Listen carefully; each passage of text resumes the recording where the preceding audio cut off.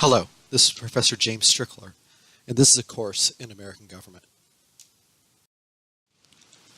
This lesson begins Unit 5 about the executive branch. It's Lesson 1 concerning the President's assigned powers.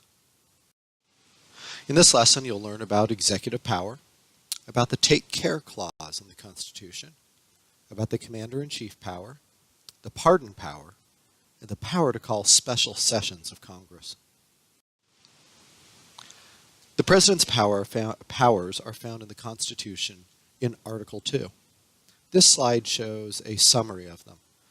In this lesson and the lesson that follows, we're going to take each of these powers apart one at a time and talk about them. In this lesson, we're going to be reviewing 4 of the President's powers that are assigned in the Constitution. The first of those powers is the executive power. In Article 2 of the Constitution, it says that the executive power will be vested in the President of the United States. And then it specifically says that the President must take care that the laws be faithfully executed. Notice how both of these parts of this quote use words with the root of exec. The executive power and laws being faithfully executed. The President is often described as the chief executive of the United States of America. The idea is that it's his job to carry out the laws that are passed by Congress. He's the one vested with the powers to do that. But then the Constitution, Article 2, goes on to say that he must take care that the laws be faithfully executed. Well, what does that mean, that he should take care to faithfully execute laws? An example of where this has become a controversy is President Obama's plans of how to deal with illegal immigration in the United States of America. President Obama has argued that as the chief executive responsible for enforcing the country's immigration laws, that it's impossible for him to actually track down everyone who's in the country in violation of those laws and deport them. So he needs to prioritize and just go after the worst offenders, people with criminal records, for example, that are in the country that shouldn't be.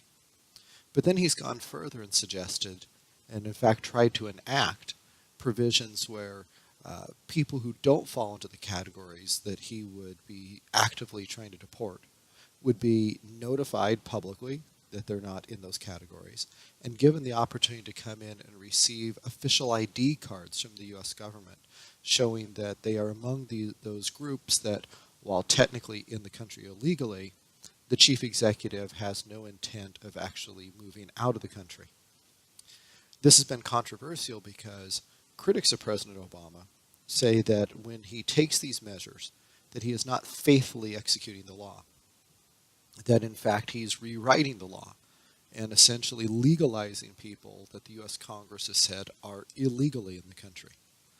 President Obama counters back and says that he's doing the best he can under the circumstances. It's an overwhelming problem, and he's tried to figure out a fair way to do it, and in that sense he's being faithful to the intent that Congress is trying to accomplish, even though he can't follow the exact letter of the law. Now, you can decide for yourself which of those two arguments is better, but just recognize that this idea of a president faithfully executing the laws that Congress gives to him is a potentially controversial subject where there is not necessarily a clear standard of what the president should be doing, depending upon your political point of view. The second power of the president that we're going to discuss in this lesson is the Commander-in-Chief power. The Commander-in-Chief power, as described in Article 2 of the Constitution, is that the President is the Commander-in-Chief of the Army and Navy of the United States and the militias of the several states if they're called up into action. Now, when assessing this power, one of the things to recognize is that it doesn't put any qualifications on the President. The President doesn't have to have military experience to serve in this role, even though he's going to be in the position of bossing around the Army and Navy, the military might of the United States. He doesn't have to have any special training to be prepared to do that. Now, that potentially could be viewed as a big mistake in the Constitution, putting someone who has no military experience in charge of the military. But an experience from American history may illustrate why the Founding Fathers did this. During the time of the Korean War, which took place in the 1950s, a dispute arose between the President of the United States at the time and one of his military commanders. To understand that dispute, you need to first understand a little bit about what happened in the Korean War. At the end of World War II, the United States of America invaded Korea. Korea had been occupied by Japanese forces during World War II, and as Japan surrendered, the United States went in to occupy the country. At the same time that the United States was invading Korea from the south, the Soviet Union invaded from the north. They met about in the middle of the country, and the country was then divided between the north, occupied by the Soviet Union, and the south, occupied by the United States.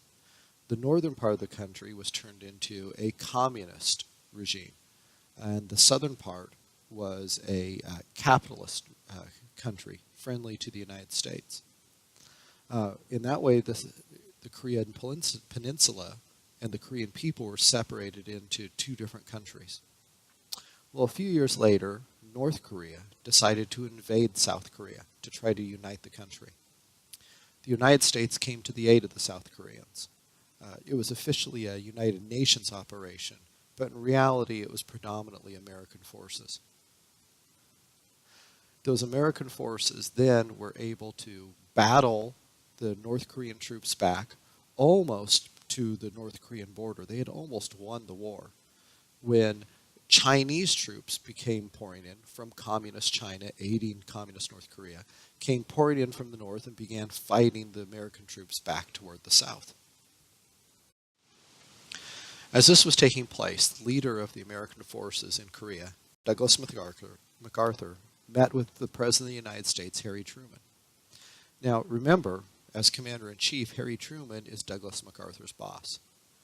Douglas MacArthur explained to President Truman that America might actually lose this war, but he knew a way they could win for sure. He wanted to bomb China, perhaps even use nuclear weapons on China's cities. He believed that would be a way to force China out of the war and enable the United States to win and unite the Korean Peninsula as a single country. Harry Truman was unwilling to do this. He was the only president who had ever given the orders to drop atomic bombs at the end of World War II on the Japanese cities of Hiroshima and Nagasaki, and he wasn't going to drop more nuclear bombs on China. Well, Douglas MacArthur's reaction to Harry Truman's refusal to bomb China was to publicly criticize the president. In testimony before Congress and other speeches, he essentially said that President Truman was a wimp who wasn't willing to do what was necessary to win the war. In response to that, Harry Truman fired Douglas MacArthur as the leader of the military forces in Korea. Now, without worrying about who is actually more correct on this point, what would be the best military strategy to engage in here, just recognize what happened here from a political perspective.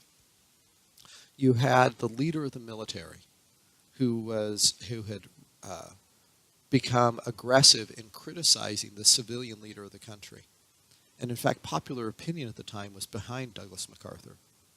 Well, historically in other countries in the world, that sort of situation is a formula for military dictatorship, where the popular military leader, who's been criticizing the civilian leader and has popular support behind him, simply uses his military might to take over the country. Now, I'm not saying that was going to happen here. I really don't think that was Douglas MacArthur's plan. But it was the kind of situation where the Founding Fathers clearly envisioned a civilian leader being able to put a military leader back in his place, recognizing that in a country based on the idea of popular sovereignty, the civilian government should be superior to military rule. The next power that I want to talk about that was given to the president is the pardon power. In the Constitution, in Article 2, it says that the president will be able to grant reprieves and pardons to people. Well, what that means is that the president can remove the results of a conviction that someone has uh, been placed upon them for violating federal law. Now, please keep in mind the president cannot pardon people who've been convicted for violating state law. Only laws of the national government can the president have the pardon power over. A prominent example of a president using the pardon power came in the aftermath of the Vietnam War. The Vietnam War was a very controversial war. A lot of people in the United States opposed it. It was also a war where the military draft was used to supply soldiers for the armed forces, which was an additional reason why the war was unpopular with some. Well, there was a significant number of people who were drafted to serve in the military during the Vietnam War that avoided the draft. They were sometimes referred to as draft dodgers. The draft dodgers were committing a crime. If they were caught, they should be put in prison.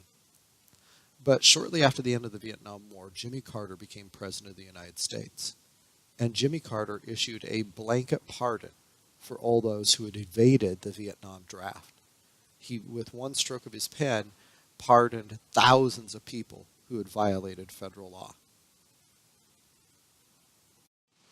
Another example of a president using the pardon power was President Bill Clinton, who was president of the United States in the 1990s. President Clinton, on his very last day in office, pardoned a man named Mark Rich. Mark Rich was a billionaire who had made most of his money by selling oil to questionable regimes around the world, leaders of countries that were considered to be terrorist or rogue nations in the eyes of the United States, like selling oil to North Korea or to Libya or places like that. He became quite wealthy doing this, and because his deals were of questionable natures, he didn't pay taxes on some of them, is the accusations that were made against him. The United States government sought him for crimes that they wanted to throw him in prison for a long time. So he fled the country and went into hiding in Switzerland, a neutral country. Well, he would have been stuck in Switzerland for the rest of his life, except his ex-wife, Denise Rich, became a very active person in politics. And during the time that Bill Clinton was running for office, she became one of the biggest donors, or I should say donation organizers, for the Democratic Party that Bill Clinton was the leader of. She organized thousands and thousands, perhaps millions of dollars being funneled into the campaign of President Clinton. So on his last day of office, he pardoned Mark Rich for any crimes he may have committed against the United States to allow him to come home then, if he wanted to. So the photos you see on this slide are of Mark Rich on the left, and in the middle you can see his ex-wife Denise standing behind pop star Michael Jackson next to Hillary Clinton and President Bill Clinton at the time. The fourth presidential power to talk about in this lesson is the power to call special sessions of the United States Congress. Article 2 says that the president may, on extraordinary occasions, convene both houses or either houses of Congress. In other words, get them to come to Washington, D.C. to sit and perhaps pass some laws that the president wants. The last time a president used this to convene both houses of Congress was in 1948, when President Harry Truman called for what became known as the Turnip Day session, referring to a day on agricultural calendars in Missouri, where Harry Truman was from. Harry Truman made this call for a special session of Congress to pass some laws that he wanted.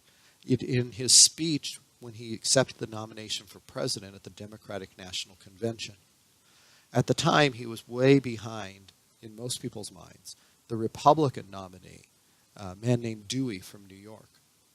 Well, Harry Truman called for this special session of Congress, and then when Congress was reluctant to come and then didn't do as much as he'd wanted them to, he was able to label this Republican Congress a do-nothing Congress, ran against him, made an amazing comeback, and actually won the presidency, even though newspapers were reporting that he lost, as you can see in the picture on the right. So now, let's review what you learned in this lesson. First of all, what does a chief executive do? Does he create laws, judge laws, carry out laws, or distribute resources? Well, while an executive may, as part of carrying out laws, distribute resources, the job of the chief executive is to actually carry out laws, whatever they may do. How must laws be executed according to the United States Constitution? Faultlessly, functionally, fully, or faithfully? The Constitution requires that laws be executed faithfully by the President. But as we discussed earlier in the lesson, there is some dispute among presidents as what that actually means they need to do. What does it mean to be commander-in-chief?